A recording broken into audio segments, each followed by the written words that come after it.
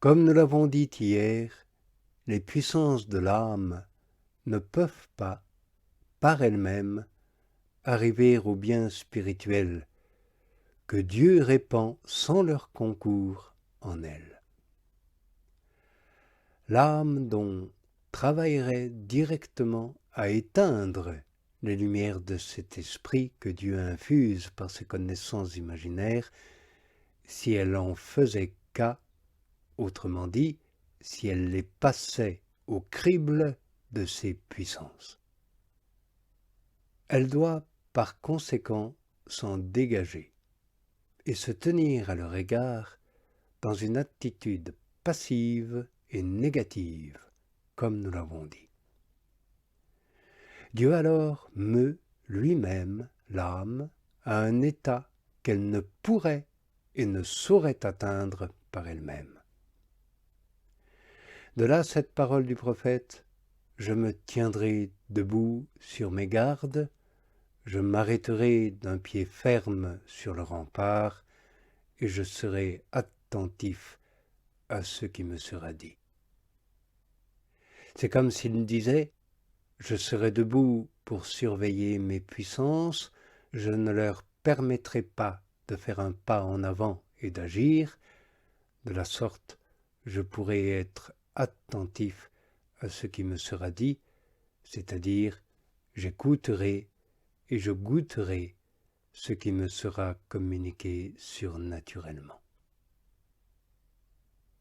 Quant au texte de l'époux dans le cantique sacré que l'on a objecté hier, il doit s'entendre de l'amour qu'il porte à l'épouse, et dont le propre est de les assimiler l'un à l'autre dans ce qu'ils ont de meilleur. Voilà pourquoi il lui dit: « Place-moi comme un sceau sur ton cœur, comme un sceau sur ton bras. » L'époux demande ainsi à l'épouse de le placer sur son cœur comme un signe où toutes les flèches du carquois de l'amour iront frapper, c'est-à-dire où aboutiront toutes les œuvres et tous les motifs d'amour. Il faut que toutes ces œuvres aboutissent à ce but qui leur est fixé et que toutes soient pour lui. C'est ainsi que l'âme ressemblera à l'époux par les œuvres et les mouvements de l'amour jusqu'au point d'être transformée en lui.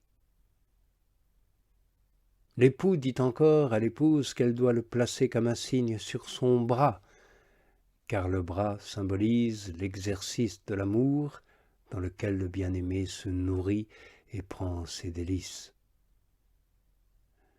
Aussi, tout ce que l'âme doit faire à l'égard de ces connaissances qui lui viennent d'en haut, qu'elles soient imaginaires ou d'une autre sorte, et qu'il s'agisse de visions, élocutions ou de sentiments et révélations, c'est de ne tenir aucun compte de la lettre ou de l'écorce, c'est-à-dire de ce qui est alors signifié, représenté ou donné à comprendre, mais de veiller seulement à conserver l'amour de Dieu que ses faveurs impriment intérieurement dans l'âme. De la sorte, l'âme doit tenir compte des sentiments, je ne dis pas de la saveur, de la suavité des figures, mais des sentiments d'amour qui lui sont causés.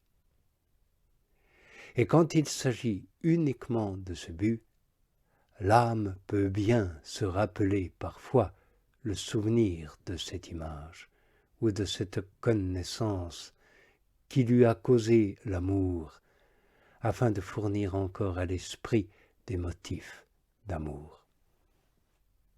Sans doute ce souvenir ne produit plus un effet aussi profond que ne le fut celui où la faveur elle-même a été accordée la première fois, mais il renouvelle néanmoins l'ardeur de l'amour, il élève l'âme vers Dieu, surtout quand il porte sur certaines images, figures ou impressions surnaturelles qui d'ordinaire se gravent et s'impriment si bien dans l'âme qu'elles durent très longtemps et que quelques-unes même ne s'effacent jamais. Celles qui se gravent ainsi dans l'âme produisent, presque chaque fois qu'on se les rappelle, de divins effets d'amour, de suavité, de lumière. Mais cela plus ou moins profond. C'est d'ailleurs dans ce but que ces souvenirs se sont gravés ainsi dans l'âme.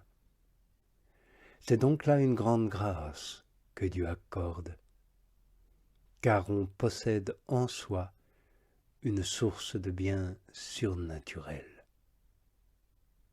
Les représentations que produisent ces effets sont profondément gravées dans cette partie de l'âme qu'on appelle la mémoire intelligible. Elle diffère fort de ces autres formes et images qui se conservent dans la mémoire imaginative. Aussi l'âme n'a-t-elle pas besoin de recourir à cette dernière faculté pour se les rappeler. Elle voit qu'elle les a en soi, comme on voit l'image dans un miroir. Quand une âme possède en elle-même d'une manière formelle ces représentations, elle peut fort bien se les rappeler pour produire l'amour dont je parle, car elles ne la gêneront pas dans l'union d'amour par la foi et l'espérance. L'âme ne doit pas se laisser séduire par ces représentations, mais s'en servir et s'en dégager tout de suite pour grandir dans l'amour. Et alors elle y trouvera un grand secours. Il est difficile de discerner quand ces représentations sont gravées dans l'âme et quand elles le sont dans l'imagination. Celles de l'imagination, en effet, sont ordinairement très fréquentes, car certaines personnes ont coutume d'avoir, dans l'imagination et fantaisie, des visions imaginaires, et elles se les représentent très fréquemment de la même manière. Cela vient ou de l'activité de leur imagination, qui leur présente cette vision dès qu'elles y pensent et la reproduit sous la même forme, ou de l'action du démon qui la leur communique, ou de l'opération même de Dieu qui cependant ne grave rien dans l'âme d'une manière formelle. On les reconnaît cependant à leurs effets.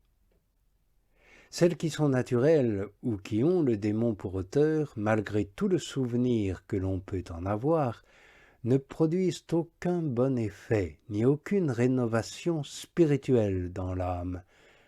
Elles ne les considèrent même que d'une manière assez froide. Néanmoins, celles qui sont bonnes produisent encore, lorsqu'on s'en souvient, quelques bons effets, semblables à celui qu'elles ont produit la première fois.